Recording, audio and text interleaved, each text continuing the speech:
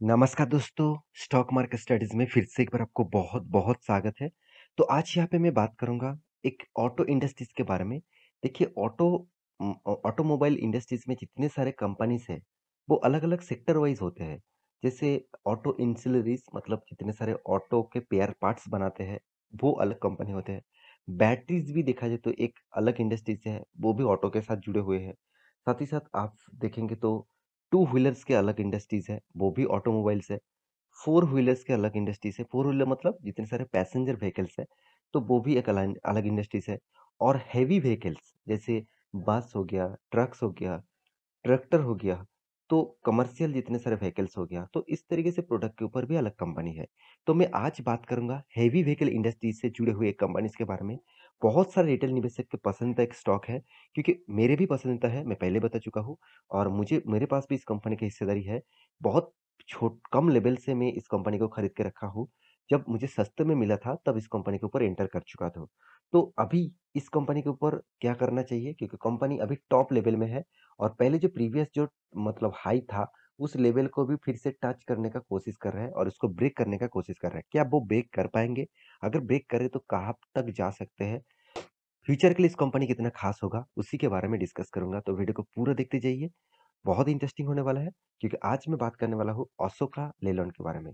तो अशोका लेलैंड के बारे में आज डिस्कस करूँगा, तो वीडियो को पूरा देखिए, बहुत इंटरेस्टिंग होने वाला है। बहुत कुछ मतलब डिटेल्स आपको मैं दिखाऊँगा, जो शायद आपने पहले नहीं देखे होंगे।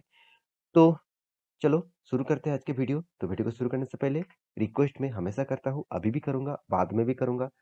आप जब तक आप सबमिट मतलब सब्सक्राइब नहीं करेंगे, तब तक मैं आपको रिक्वेस्ट करूँगा, क्योंकि मैं जानता हूँ आपके प्यार के बिना कुछ भी संभव नहीं है। तो प्लीज़ आपके प्यार की बहुत सारा ज़रूरत है, तो प्लीज़ सब्सक्राइब करिए और हाँ, आपके लिए मैं एक हमेशा बेनिफिट देता आया हूँ और हमेशा देता रहूँगा और वो भी फ्री ऑफ कॉस्ट। आप टेलीग्राम में जॉइन करिए, आप डेली बेसिस इंटरडे लेवल में काम करके पैसा कमा सकते हैं। एक बार जाकर जॉइन करके देखिए, अगर आपको अच्छा लगता है तो कंटिन्यू करिए, अगर आपको अच्छा नहीं लगता तो अब एग्ज़िट हो जाना। तो चलो देख लेते हैं आज के स्टॉक के बारे में। तो कंपनी कौन-सा है? कंपनी का नाम है अशोका लेलैंड। तो आप सभी जानते हैं अशोक लेलैंड जो है वो इंडिया के second largest heavy vehicle industry से बिलोंग करते हैं। तो कंपनी की एक बार वेबसाइट विजिट करेंगे तो आपको देखिए कंपनी कौन सा चीज के ऊपर काम करते हैं। कंपनी का जो प्रोडक्ट है आप देखेंगे तो कंपनी ट्रक्स बनाते हैं। कंपनी कौन सा ट्रक्स बनाते हैं वो भी डिटेल्स यहाँ पे आप देख सकते हैं। साथ ही साथ आप कंपनी का बसेस भी जो बनाता है, सिटी बसेस है और यहाँ पे देखिए इंटरसिटी है, school buses, college buses, staff buses. यहाँ पे देखिए मतलब कैरियर, टूरिस्ट बस, इस तरीके से कुछ प्रोडक्ट वो बनाते जाते हैं। आप एक-एक करके क्लिक करेंगे तो आपको डिटेल्स मिल जाएगा, कौन-सा बसेस है, उसका प्रोडक्ट क्या है, वो डिटेल्स यहाँ पे आपको मिल जाएगा। तो कौन-सा स्कूल बस है, कौन-सा टूरिस्ट बस है, तो वो सारा इन्फॉर्मेशन आपको यहाँ पे दिख जाएगा। तो मेरे कहने का मतलब है, अगर रास्ते में अगर आप कैलकुलेट करेंगे, आप एक बार ध्यान से देखेंगे, तो आपको ज़्यादा से ज़्यादा टाटा मोटर्स के बस दिखेंगे और अशोका लेलैंड के बस दिखेंगे। तो बाकी आपको वॉल्वो भी दिखेगा, जैसे एचआ मोटर्स के साथ जुड़े हुए कंपनी से। तो बहुत सारे लोगों को पता नहीं होता कि एक्चुअली वॉल्वो का जो बस है, जो इंडिया में बनाए जाते हैं, तो वो किसके साथ टाई अप करके बैठे हुए हैं। वो एक्चुअली आइचर मोटर के साथ टाई अप करके बैठे हुए हैं। तो आप अगर वॉल्वो बस उम, मतलब पहले आप देखे होंगे और बाद में अगर अगर आप देखेंगे तो आप अच्छे से देखना, वहाँ पे एचआर मोटर भी लिखा होंगे, तो एचआर मोटर का एक साथ ही कोलैबोरेट करके काम करते हैं।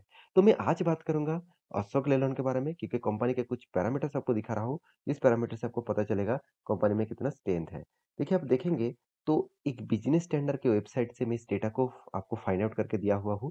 तो यहाँ पे मैं आपको एक अंदाज़ा देना चाहता हूँ। आप कहेंगे सर क्या ये कौन-सा साल का, कौन-सा मंथ का डेटा है? तो आपको मैं सिर्फ एक अंदाज़ा देता हूँ कि अप्रैल मंथ के डेटा है, अप्रैल मंथ के 2021 एंड 2022 इस बार का डेटा है।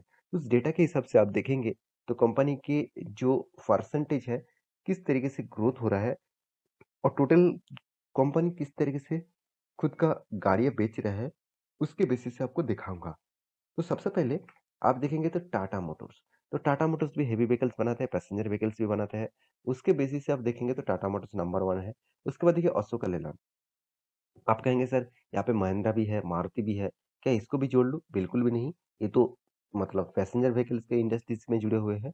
तो आप देखेंगे तो वॉल्वो, देखिए यहाँ पे वॉल्वो क्या दिखा रहा है, आईचर कमर्शियल व्हीकल्स, तो वो भी एक अच्छा खासा लेवल में काम कर रहा है। फिर भी अगर इस तीनों कंपनीज को देखेंगे, टाटा मोटर्स, अशोक लेलैंड और आईचर मोटर, इस तीनों कंपनी से कंपेयर करूँ तो इंडिया के सेकंड लार्जेस्ट है अशोक लेलैंड। और इस कंपनी में जो स्ट्रेंथ है वो आपके सामने मैं शेयर करना चाहता हूँ। तो चलो उस स्ट्रेंथ में आपको दिखा देता हूँ।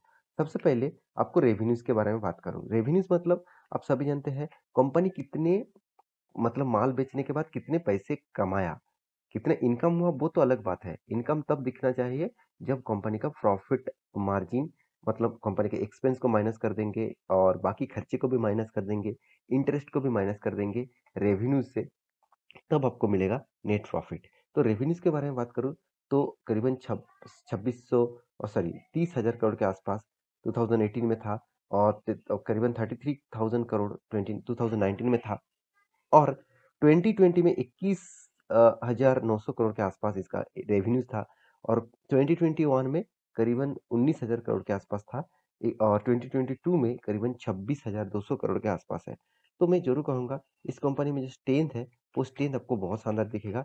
नेट प्रॉफिट के बारे में बात करूँ तो आप देखेंगे तो करीबन करीबन कंपनी पहले प्रॉफिट किया 2018 में, 19 में भी प्रॉफिट जबरदस्त किया। उसके बाद आया कोविड का सिचुएशन। कोविड के सिचुएशन में कंपनी ने लॉस कर दिया, क्योंकि कंपनी लॉस नहीं, कंपनी का छोटा मोटा प्रॉफिट हुआ। उसके बाद सेकेंड लॉकडाउन में और अभी फिलहाल इस साल में कंपनी लॉसेस है। तो आप कहेंगे सर कंपनी लॉसेस में है, क्या फिर भी इस कंपनी के ऊपर फोकस रखना चाहिए? तो कुछ पैरामीटर्स में अभी भी आपको दिखाऊंगा। रिटर्न ऑफ इक्विटी नेगेटिव में है अभी। डेप्थ जो पहले कितना 1.64% का डेप्थ था, अभी इस बार कितना 3.28% का डेप्थ है। यही सबसे बड़ा वीकनेस है इस कंपनी का, क्योंकि देखिए जब कंपनी का डेप्थ होता है ना, तो वो कंपनी जब चल रहे होते हैं कोई बात नहीं, अगर कोविड के जैसे सिचुएशन फ्यूचर में भी आ पड़े तो उसके ऊपर बहुत बड़ा इम्पैक्ट आएगा, क्योंकि वो जो कर्जा लेके रखा है उसका तो इंटरेस्ट उसको पे करना ही पड़ेगा। बैंक तो उसको जीने नहीं देंगे, उसको इंटरेस्ट तो पे करना ही पड़ेगा। तो इस इंटरेस्ट पे करने के टाइम में अगर कंपनी का रेवेन्यूज डाउन हो गया तो कंपनी का प्रॉफिट एंड लॉस नेगेटिव में चला जाएगा। तो यही हो रहा है कंपनी के ऊपर। तो फिर भी कंपनी का जो कर्जा है, कितना कर्जा है वो भी मैं आपको दिखा देता हूँ। तो सबसे पहले आप देखेंगे तो लॉन्ग टर्म बोरिंग।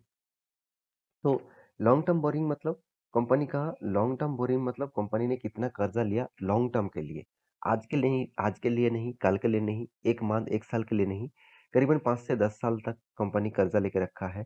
तो इस तरीके से लॉन्ग टर्म जो कर्जा लिया जाता है तो उसको लॉन्ग टर्म बोरिंग कहा जाता है। तो आप देखेंगे तो करीबन पहले तो 500 करोड़ के आसपास था, उसके बाद 200 करोड़ था, उसके बाद अभी कितना बना 2,800 करोड़। इसका मतलब कंपनी का जो कर्जा है दिन के दिन बढ़ते जा रहा है। साथ ही साथ शॉर्ट टर्म भी बोरिंग देखेंगे तो शॉर्ट टर्म में कर्जा थोड़ा सा कम हो चुके हैं। पहले तो 100 करोड़ के आसपास था, बहुत कम था। तो अभी ट्रेडेड पेबल, ये पॉइंट्स बहुत इंपॉर्टेंट है। मतलब ट्रेडेड पेबल क्या है, आपने जितने ट्रेड किए मतलब आपने इंट्राडे मतलब ट्रेडिंग किया, वो ट्रेड के यहाँ पे बात नहीं किया जा रहा है। ट्रेड मतलब बिजनेस, तो अपने बिजनेस के हिसाब से कितने मतलब खर्चे किए, कितनी इनकम किया, उसको बोला जाता है ट्रेड। मतलब आप ऐसे सोच लीजिए कंपनी ने जितने सारे प्रोडक्ट खरीदारी किए, मान के चलिए एक बस बनाना है, तो एक बस बनाने के लिए आपको जितने सारे प्रोडक्ट की जरूरत है तो उसको किसी ना किसी कंपनी से तो खरीदना पड़ेगा। मान के चलिए स्टील की जरूरत है, बहुत सारे इंजिन्स की जरूरत है, तो हर प्रोडक्ट के लिए माल को तो खरीदना पड़ेगा। तो उसको बोला जाता है ट्रेडेड पेबल, मतलब जिससे पास से माल खरीद के रखे हैं उसको पेमेंट अभी 6,800 करोड़ करना बाकी है। तो पहले तो 4,800 करोड़ था, बीच में बहुत कम हो गया था 2,600 करोड़ का, फिर से बढ़ गया 6,800 करोड़ के आसपास बन चुके हैं। अभी कंपनी की जो हालत है वो कंपनी कोई छोटा मोटा कंपनी मत समझ लेना। 44,000 करोड़ का मार्केट कैप है, और मैं जरूर कहूंगा कंपनी के वैल्यूएशन के हिसाब से कंपनी अभी बहुत हाई वैल्यूएशन में है। आप कहेंगे सर क्यों? देखिए कंपनी का पी रेशियो 550 से ऊपर है, कंपनी का इंडस्ट्रीज पी रेशियो 350 के ऊपर है। पहली बात, ये पी रेशियो तो बहुत हाई है। दूसरी बात, इंडस्ट्रीज पी रेशियो से भी बहुत ज्यादा है। Return of equity, return of capital employed आपको बहुत कम दिखेगा। मैं आपको बहुत बार बोल चुका हूँ, return of equity, return of capital employed आपको एक एवरेज लेवल मतलब 15 से ऊपर होना चाहिए। फिर भी उस लेवल से देखा जाए तो बहुत वीक है। आपको डेप्थ के बारे में बात करो तो डेप्थ ऑफ इक्विटी के बारे में बात करो तो 3.31% का आपको डेप्थ दिखेगा। बहुत ज्यादा डेप्थ है, मैं जरूर कहूंगा। कंपनी का एनुअल इनकम के हिसाब से नेगेटिव में है। कंपनी के कैश फ्लो के बारे में बात करूँ तो कंपनी का कैश फ्लो अभी भी नेगेटिव में है, तो बीच-बीच में पॉजिटिव हुआ और अभी भी इस साल में भी पॉजिटिव हुआ। बाकी साल आप देखेंगे तो कंपनी का कैश फ्लो नेगेटिव में चला गया। इन्वेस्टर के बारे में बात करूँ तो जैसे आप प्रोमोटर के पास कितना 51% होल्डिंग है, एफएस के पास कितना 15% होल्डिंग है, डीएस के पास कितना 21% होल्डिंग है, गवर्नमेंट के पास कितना ना के बराबर है, पब्लिक के पास कितना करीबन 11.5% का होल्डिंग है। तो ओवरऑल बात करूँ, इस सारे परसेंटेज जो आपको यहाँ पे दिख रहा है, वो बहुत शानदार और अच्छा खासा यहाँ पे देखने को मिला। तो मैं ज़रूर रिक्वेस्ट करूँगा, इस कंपनी के ऊपर आप निवेश करके रखे हैं, तो as a long term vision के हिसाब से निवेश करके रखिए, क्योंकि शॉर्ट टर्म में बहुत सारे इस तरीके से वोलेटिलिटी दिखेगा। इस कंपनी के जो वोलेटिलिटी है आप देख सकते हैं, कंपनी ₹170 से कंपनी ओनली ओनली ₹30 तक आ गया था। तो इतना वोलेटिलिटी जितने मतलब सँभल लिया, तो वो आज फिर से प्रॉफ़िटेबल बिज़नेस में है। तो देखिए यहाँ पे मैं एक टेक्निकल चार्ट पैटर्न आपको दिखा रहा हूँ। इस लेवल को याद रखना, जो लेवल है 170 लेवल के आसपास। तो इस 170 लेवल के ऊपर अगर पॉजिटिव कैंडल देके क्लोजिंग हो और उसके ऊपर अगर अपट्रेंड दे, तो कंपनी फिर से एक नया हाई और लाइफ टाइम हाई भी अचीव कर सकता है। तो आशा करता हूँ सारी जानकारी आपको मिल चुका है। मेरे वीडियो कैसे लगा ज़रूर कमेंट करना। इसी तरीके से वीडियो पाने के लिए चैनल को सब्सक्राइब भी करना। मिलते हैं नेक्स्ट नया स्टॉक लेके।